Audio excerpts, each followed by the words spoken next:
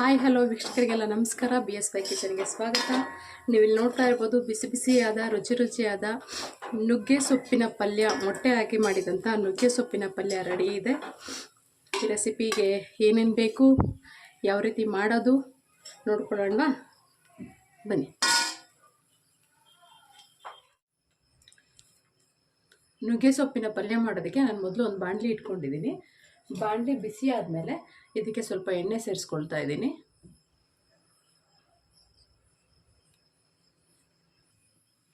ಬಾಣಲಿಗೆ ಎಣ್ಣೆ ಹಾಕೊಂಡ್ಮೇಲೆ ಎಣ್ಣೆ ಬಿಸಿ ಆಗಿದೆ. ಈಗ ಎಣ್ಣೆ ಬಿಸಿ ಆದಮೇಲೆ ನಾನು 1 ಸ್ಪೂನ್ ಕಡಲೆಬೇಳೆ, 1 ಸ್ಪೂನ್ ಉದ್ದಿನಬೇಳೆ, ಸಾಸಿವೆ ಒಂದು ಅರ್ಧ ಸ್ಪೂನ್ ಸೇರಿಸ್ಕೊಳ್ತಾ ಇದ್ದೀನಿ. ಸಾಸಿವೆ, ಕಡಲೆಬೇಳೆ, ಉದ್ದಿನಬೇಳೆನ ಸೇರಿಸ್ಕೊಂಡು ಸ್ವಲ್ಪ ಫ್ರೈ ಮಾಡ್ಕೊಳ್ಳೋಣ. ಇದು ಕೆಂಪಗಾಗೋ ತನಕ.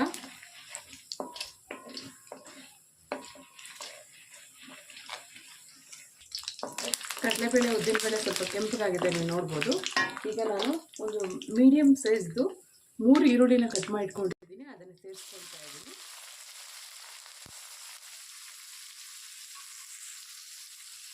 ಈರುಳ್ಳಿನ ಸೇರಿಸ್ಕೊಂಡಿದ್ದಾದಮೇಲೆ ಈರುಳ್ಳಿ ಅದು ಸ್ವಲ್ಪ ಕಲರ್ ಚೇಂಜ್ ಆಗೋಷ್ಟುವರೆಗೂ ಫ್ರೈ ಮಾಡ್ಕೊಳ್ಳೋಣ. ಈರುಳ್ಳಿನ ಸೇರಿಸ್ಕೊಂಡು ಈರುಳ್ಳಿ ಜಸ್ಟ್ ಅದು ಟ್ರಾನ್ಸ್ಪರೆಂಟ್ ಬರೋ ತನಕ ಇದನ್ನು ಹುರ್ಕೊಂಡ್ರೆ ಸಾಕಾಗತ್ತೆ.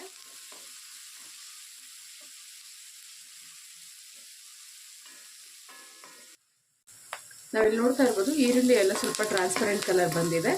ಈಗ ನಾನು ಒಂದು 5 ರಿಂದ 6 ಬೆಳ್ಳುಳ್ಳಿನ ಜಜ್ಜಿಟ್ಕೊಂಡಿದ್ದೀನಿ, ಅದನ್ನು ಸೇರಿಸ್ಕೊಳ್ತಾ ಇದ್ದೀನಿ. ನಾವು ಮೊಟ್ಟೆ ಹಾಕಿ ನುಗ್ಗೆ ಸೊಪ್ಪಿನ ಪಲ್ಯ ಮಾಡೋದಾದರೆ ಬೆಳ್ಳುಳ್ಳಿ ಆಪ್ಷನಲ್, ಬೇಕಾದರೆ ಹಾಕ್ಕೋಬೋದು, ಇಲ್ಲಾಂದರೆ ಇಲ್ಲ.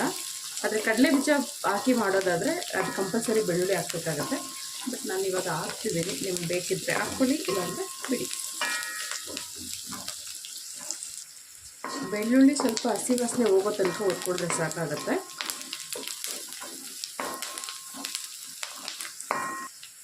ನಂತರ ಈಗ ನಾವು ತೊಳೆದಿಟ್ಕೊಂಡಿರುವಂಥ ನುಗ್ಗೆ ಸೊಪ್ಪನ್ನ ಸೇರಿಸ್ಕೊಳ್ಳೋಣ. ನುಗ್ಗೆ ಸೊಪ್ಪನ್ನ ಒಂದು 2 ರಿಂದ 3 ಸಲ ಚೆನ್ನಾಗಿ ತೊಳ್ಕೊಬೇಕಾಗತ್ತೆ.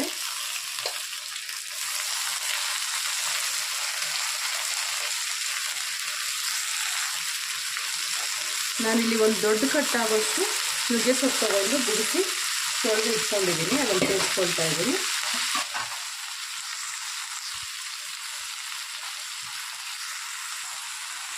ನುಗ್ಗೆ ಸೊಪ್ಪು ಸೇರಿಸ್ಕೊಂಡು ಇದನ್ನು ಚೆನ್ನಾಗಿ ನಾವು ಫ್ರೈ ಮಾಡ್ಕೋಬೇಕಾಗತ್ತೆ.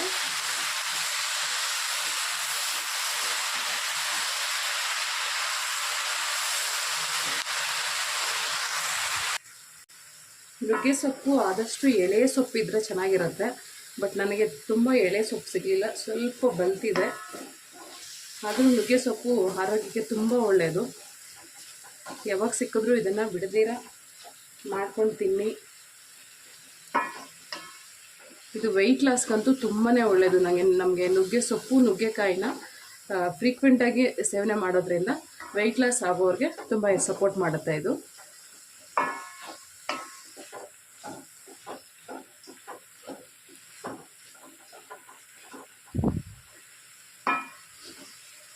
ಈ ಸೊಪ್ಪು ತುಂಬ ಜಾಸ್ತಿ ಅಂತ ಅನಿಸುತ್ತೆ ಅಷ್ಟೇ, ಆದರೆ ನಾವು ಫ್ರೈ ಮಾಡ್ತಾ ಇದು ಬೇಯ್ತಾ ಕಡಿಮೆ ಆಗಿಬಿಡುತ್ತೆ.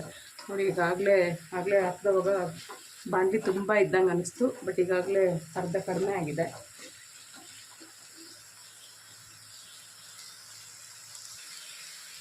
ಈ ನುಗ್ಗೆ ಸೊಪ್ಪು ಬೇಯೋದಕ್ಕೆ ಸ್ವಲ್ಪ ಟೈಮ್ ತಗೊಳುತ್ತೆ. ಸ್ವಲ್ಪ ನಿಧಾನಕ್ಕೆ ಚೆನ್ನಾಗಿ ಫ್ರೈ ಮಾಡ್ಕೊಳ್ಳಿ. ಇದಕ್ಕೆ ನಾವು ನೀರು ಸೇರಿಸಬಾರ್ದು, ಮತ್ತು ಇದು ಕಂಪ್ಲೀಟ್ ಇದು ಬೇಯೋವರೆಗೂ ಉಪ್ಪು ಕೂಡ ಸೇರಿಸಬಾರ್ದು. ಹಾಗೆ ನಾವು ಇದನ್ನು ಚೆನ್ನಾಗಿ ಫ್ರೈ ಮಾಡ್ತಾ ಇದನ್ನು ಬೇಯಿಸ್ಕೋಬೇಕಾಗತ್ತೆ.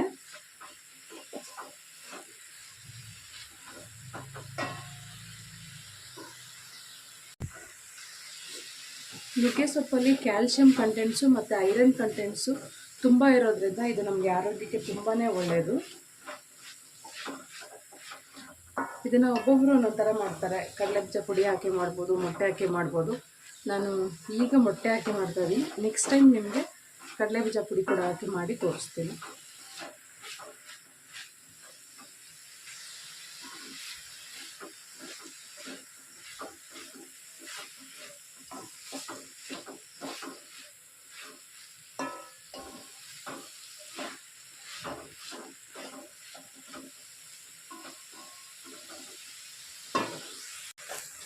ಈಗ ನೀವು ನೋಡ್ಬೋದು ನಾನಿಲ್ಲಿ ಒಂದು 15ರಿಂದ 20 ನಿಮಿಷ ತನಕ ಚೆನ್ನಾಗಿ ಇದನ್ನು ಫ್ರೈ ಮಾಡ್ಕೊಂಡಿದ್ದೀನಿ.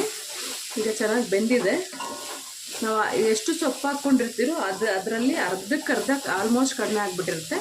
ಈ ಟೈಮಲ್ಲಿ ನಾನು ಸ್ವಲ್ಪ ಅರಿಶಿನ ಸೇರಿಸ್ಕೊಳ್ತಾ ಇದ್ದೀನಿ. ಅರಿಶಿನ ಆಂಟಿಸೆಪ್ಟಿಕ್ ಆಗಿರೋದ್ರಿಂದ ಸೇರಿಸ್ಕೊಳ್ಳಿ. ಮತ್ತು ಖಾರಕ್ಕೆ ನಾನಿಲ್ಲಿ ಒಣಮೆಣ್ಸಿನ್ಕಾಯಿನ ಫ್ಲೇಕ್ಸ್ ಮಾಡಿ ಇಟ್ಕೊಂಡಿದ್ದೀನಿ. ಸ್ವಲ್ಪ ಮಿಕ್ಸಿಗೆ ಹಾಕಿ ತರಿಯಾಗಿ ಇದು ನಿಮ್ಮ ಖಾರಕ್ಕೆ ಅನುಗುಣವಾಗಿ ಹಾಕ್ಕೊಳ್ಳಿ. ಹಾಕ್ಕೊಂಡು ಸ್ವಲ್ಪ ಫ್ರೈ ಮಾಡ್ಕೊಳ್ಳೋಣ ಇದನ್ನು. ಮತ್ತು ಉಪ್ಪು ಒಂದು ಸ್ವಲ್ಪ ಹಾಕ್ಕೊಳ್ತಾ ಇದ್ದೀನಿ. ಉಪ್ಪು ನಿಮ್ಮ ರುಚಿಗೆ ತಕ್ಕಷ್ಟು ಹಾಕ್ಕೊಳ್ಳಿ. ನಾನು ಉಪ್ಪು ಇವಾಗ ಸ್ವಲ್ಪ ಹಾಕ್ಕೊಳ್ತೀನಿ. ಮತ್ತು ಮೊಟ್ಟೆ ಸೇರಿಸಿದ್ಮೇಲೆ ಇನ್ನೂ ಸ್ವಲ್ಪ ಹಾಕ್ಕೊಳ್ತೀನಿ. ಈ 3 ಹಾಕ್ಕೊಂಡು ಒಂದು 2 ಸೆಕೆಂಡ್ ಜಸ್ಟ್ ಹಿಂಗೆ ಫ್ರೈ ಮಾಡಿ, ಈಗ ನಾವು ಮಧ್ಯದಲ್ಲಿ ಇದಕ್ಕೆ ಒಂದು ಸ್ವಲ್ಪ ಜಾಗ ಮಾಡ್ಕೊಳ್ಳೋಣ ಮೊಟ್ಟೆ ಹಾಕೋದಕ್ಕೆ. ನಾನಿಲ್ಲಿ ಒಂದು 6 ಮೊಟ್ಟೆನ ತೊಳೆದು ಇಟ್ಕೊಂಡಿದ್ದೀನಿ. ಈಗ ಒಂದೊಂದೇ ಮೊಟ್ಟೆನ ಒಡೆದು ಸೇರಿಸ್ಕೊಳ್ಳೋಣ.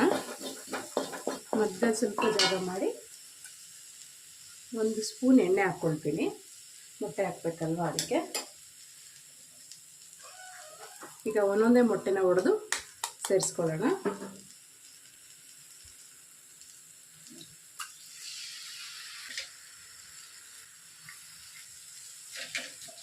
ಯಾರು ಮೊಟ್ಟೆ ಯೂಸ್ ಮಾಡ್ತಾ ಇದ್ದೀನಿ.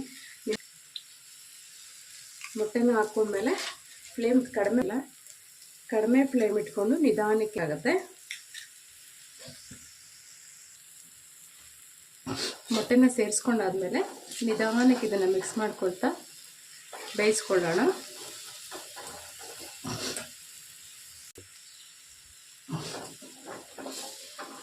ಈ ಥರ ಮೊಟ್ಟೆನ ಚೆನ್ನಾಗಿ ಮಿಕ್ಸ್ ಮಾಡ್ಕೊಳ್ತಾ ಇದನ್ನು ಬೇಯಿಸ್ಕೊಳ್ಳೋಣ.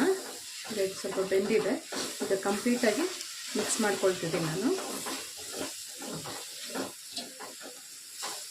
ಮಿಕ್ಸ್ ಮಾಡಿಕೊಂಡು ಇನ್ನು ಸ್ವಲ್ಪ ಉಪ್ಪನ್ನ ಸೇರಿಸ್ಕೊಳ್ತಾ ಇದ್ದೀನಿ. ಉಪ್ಪು ನೋಡ್ಕೊಂಡು ಹಾಕ್ಕೊಳ್ಳಿ. ಜಾಸ್ತಿ ಆಗಿಬಿಟ್ರೆ ಚೆನ್ನಾಗಿರಲ್ಲ.